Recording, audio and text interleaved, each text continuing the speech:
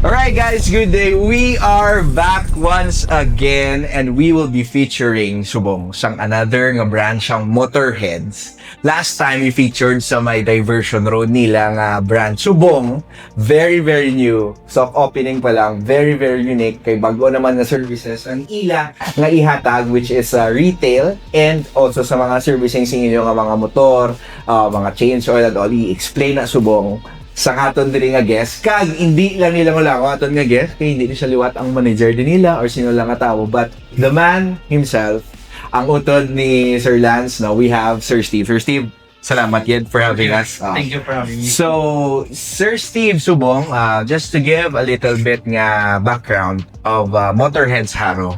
I know this is a different naman nga inyo nga gina-cater para sa aton nga mga especially sa mga riders naton sa mga aton dira nga mga fellow nga mga Ilonggo. So Sir Steve, siguro a brief history of what happened, ano ang natabo and siguro paano nag-come up ang ini nga branch ninyo sa Haro.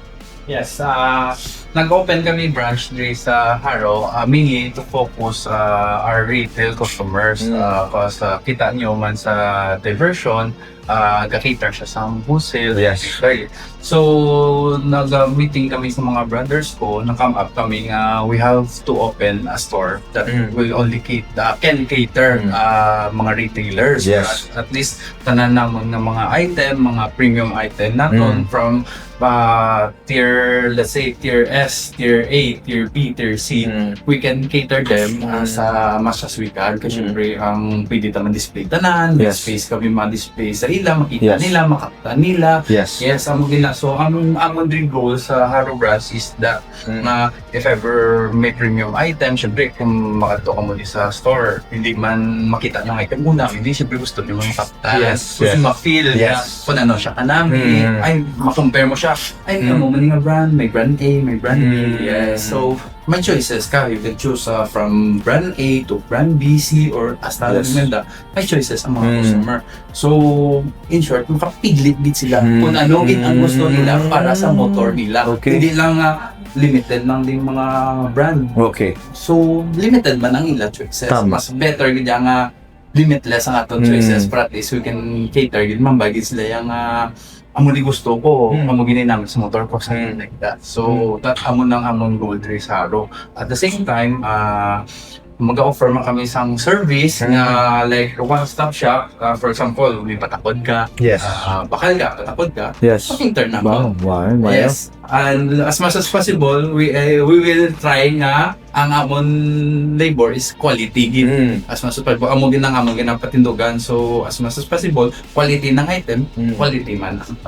Grabe. Yes. So there you have it. Sa inyo dira, at least no, one-stop shop na sa when you buy something, pwede naman nga sila na mismo magtakod. When you buy man sang bagay, kag hindi ka mo ka-decide. Amo na diri, ang kadto ka mo diri sa may Motorheads Haro, kay at least you could pick from all the brands nga nakita nyo dira, and then you could choose sa inyo gidya nga luyag. So Sir Steve, speaking about that, no, kay you don't have to do that gitani. Pero I know, because nga, siyempre, nag-amera ka mo sa may Isnart, meron ka mo sa may diversion, now diri sa Haro. And syempre kung ako ya kataga Haro ko, personally syempre mapasalamat kita sa Motorheads no kay gibutangan din nila. So technically Sir Steve mo naman sa relation when they come here, technically if they need something, ano bro nila makadto lang sila sa counter and then siguro kung mahatag sila sample, amo na dani cater sa inyo nga mga tinawo. Yes. Pag abot pa lang, for example, masulit sa store, mayroon na ta na staff assist sila. Yes. Great, good morning sir. So, pwede sila kalimbot sa store. Like, so, makatouch sila, makalantaw sila kung ano ang nila ginapangita. Kaya nga sa store, may mga category man. Yes. Category sa mga helmet, Yes. category sa mga tambutso, category sa mga shock, and so on and so forth. So, hindi yung doesn't mean nga pagsulod nila, limited lang nila makita. No, makita na nilang item, matandog pa ito. Gani. Grabe no. Yes, amo na siya. So, dira mo makita, grabe gid. Kaya di siyempre, isa man wala man ta again sa online, wala man ta again sa muna. Pero technically, sad to say, kamo siguro maka-attest ni kisa ang imo nga in-order nga large, small gali. Kung kisa hindi kay go sa motor mo, hindi mo na mabalik, hindi mo na, pwede mo man ma-refund, what naman, ikaw naman balik, iputihan mo naman. But here at Motorheads, adto ka mo diri, at least you could really see it with your eyes, feel it, makita mo again. And I know, Sir Steve, siguro ang inyo man nga staff would also have suggestions man. Especially example sa iban nga bago lang sila being nagmotor-motor, di sila kabalo. So I know ang imong staff trained man sila to do that, no? They can ask nga for example motor nila is brand this, maas sila anong namin sa motor ko gusto nila pambadasig yabi, dasig nila gusto nila yung performance, comfort. Yes, they can ask ang staff namon i-cater gina nila as much as possible, as much as they can sa ila ginapangita sa customer kasi syempre wala man dayaga papilit sa customer kung anong aton ang lagasta kung ano ila gusto. Yes. We have been talking about safety sa aton nga path nga feature no with Sir Lance, and sa imo Sir Steve at least imo niya sa personal naman, how important is safety para sa aton nga mga motorista? Actually, it's very important. Amo na siyang isa man ka reason nga nag-introduce kami sa quality items is for the safety. Tama. Amo na siya nga nagpagwa ang item nga quality, performance para sa safety sang tao. Yes. Kaya if ever mabakal na sila sa mga barato na niya, may risk na siya o barato siya. So ang amon job is to introduce and explain ang quality items sa customer para sila mabalaan man sila nga hindi nga ko to quality ang item ay explain namon sa ila nga hindi lang siya mahal, quality, mayroon siya difference, mayroon siya effect sa quality sa motor mo. Like performance based, mayroon iban nga gapakini sa gasolina. Mayroon iban nga kung gusto mo dasig motor, dasig siya. Mayroon man iban nga kung gusto mo dasig rangkada. Pumili ka ba mag-overtake, mga something like that. At least hindi ka mga-alang-alang, something like that. So, ang amon target is to inform ang mga customer na mga aton performance item, hindi lang siya quality, may purpose siya. Tama na. Hindi lang siya kutob amo na siya. Tama.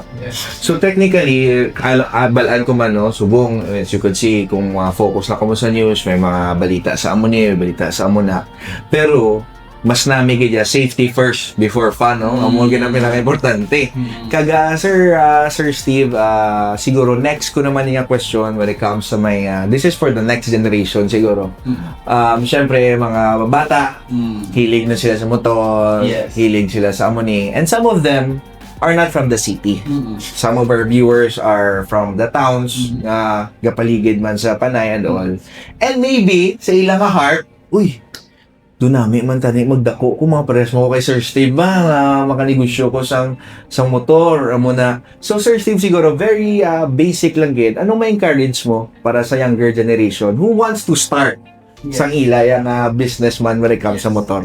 Ang advice ko sa ila, kung mahilig man lang sila sa motor, mahilig sila sa pisa, go for it. Hindi sila makulbaan kay life is hindi mo ganyan matakta na makabuhi. So ang wala mo nagyan mo ganyan. So like for example, kami thankfully nagdako na kami. Pero syempre nadagi man ta sa pimudla. Insure ng kamang man ta. So nagkamang ta sa tuon ta maglakat, tapos subong medyo gadlagan na. So hindi sila makulba. Kung ilag niya passion, kung hilig nila, go for it. Ever malangalang sila or matumba sila, just get back up. Wala rin yung problema. Kaya mo na kaya mo ganyan matindog anytime kung gusto ko mo lang. Tapos, if ever, kung willing man ka mo, hindi sila maguya. Tingin ka mo sa amon.